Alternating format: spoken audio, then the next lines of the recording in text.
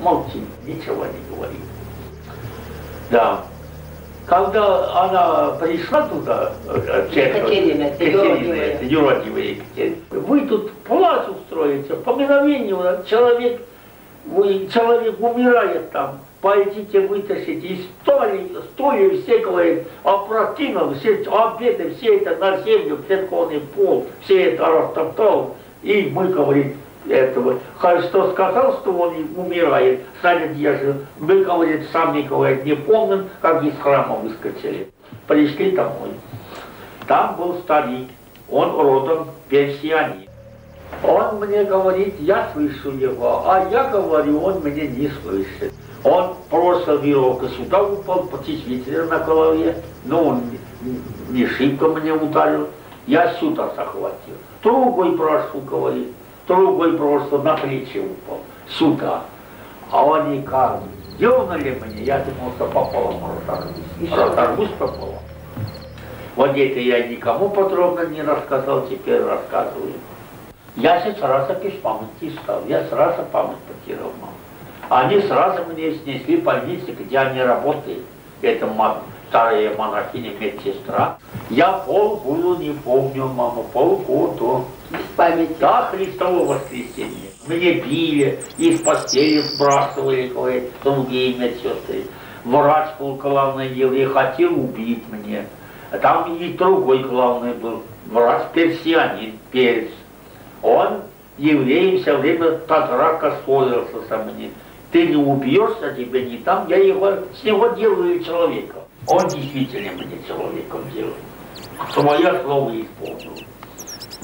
Да, мне, когда я в память пришел, значит, там полгода я ничего, там не рассказывали ничего мне. Приходит матушка, со мной медсестра, Христос воскрес, говорит. А я говорю, матушка, мы вчера всеночные были, сегодня нам ранее идти или поздно. Куда тебе идти? Ты говоришь, ты полгода у нас лезешь без памяти. Говорит. Сегодня Пасха уже, третий день, говорит. Третий день Пасха сегодня. Я говорю, воистину воскрес.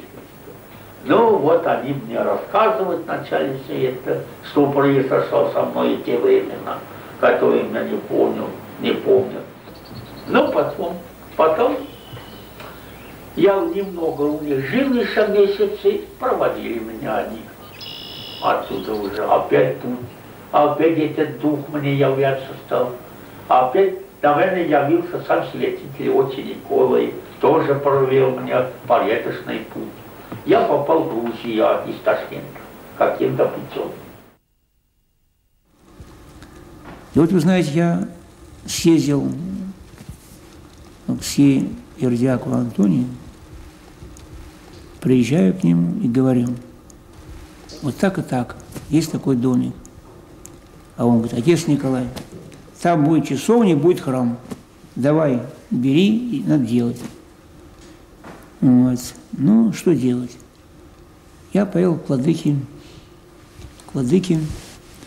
митрополиту Ювенарию.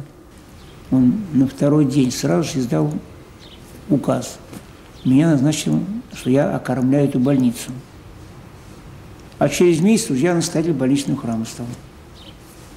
Ну и мы тут что делать? Стали сразу служить. Когда пристроили алтарь.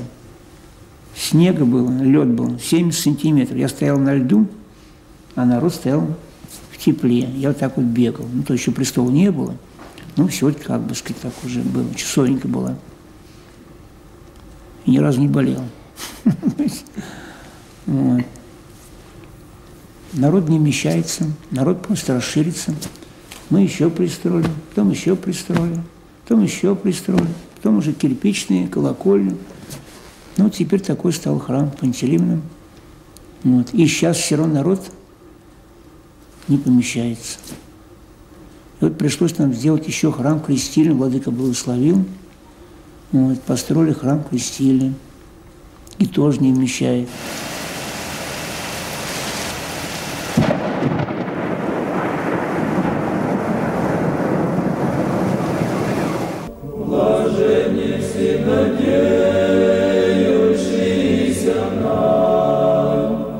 Аллилуйя.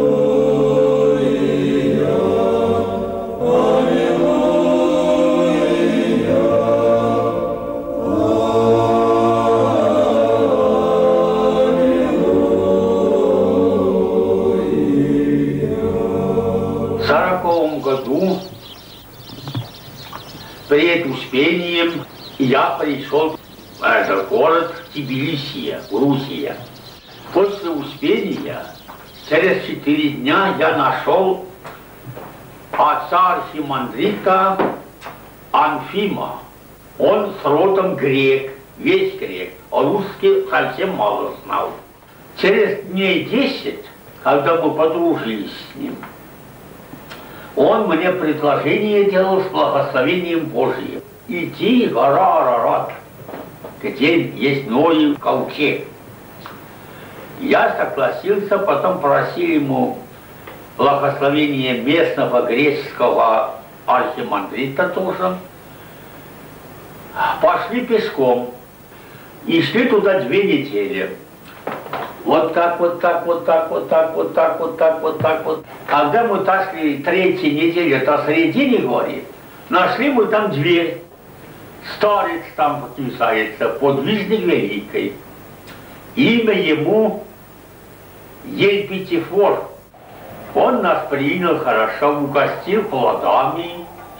Хлеба там у них нет. Отдохнули 3 дня, благословил нас, много предсказал каждого из нас, что будет с нами.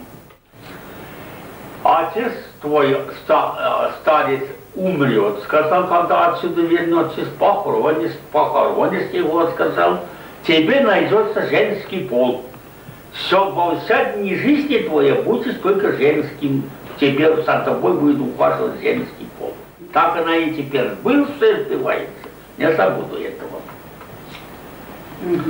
Через 3 дня вышли, он нас проводил, опять же, еще 6 дней шли. До 6-7 день, ночь, не самый день, ночь пришли с самого верху, уже Арарат. То есть все. 6 дней шли? Да. А где вы отдыхали? Вот у него отдыхали этого, и самой 3-й неделе уже. Вот. Так больше нигде не отдыхали. Все идем, и ночь, конечно, садимся ночь. Не сонно нельзя, не дай Бог сорвемся.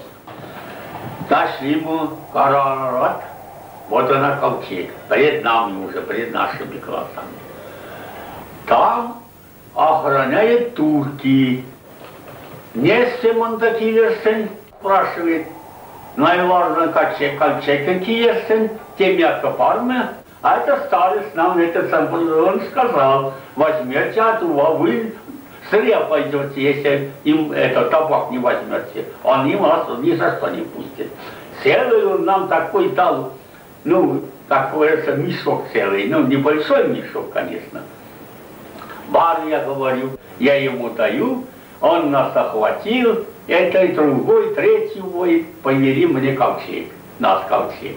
Там находился день целый, а он подходит, я это самое, кому я темек давал, табак этого дал. А шарка пармаси, йох, я говорю, мы килеп, синька туйтером, а шарка этого, килеп пирем говорит. А значит, я тебе принесу есть, а значит, куда кормлю, говорит. Да, да. Ну ладно. Принес он нам есть, такое есть, он еще военный, кормили хорошо. Такое есть у нас. Ели мы, конечно, мы несколько дней не евшие были. Опять до середины? Поклонились, ковчег, все были, мы в середине были, там столько жилье, это ковчег. Один жилье, так, этаж. 2-й, 3-й этаж. А 3-й трехэтажный? Да, 3-этажный. Но этажи они такие. Они вот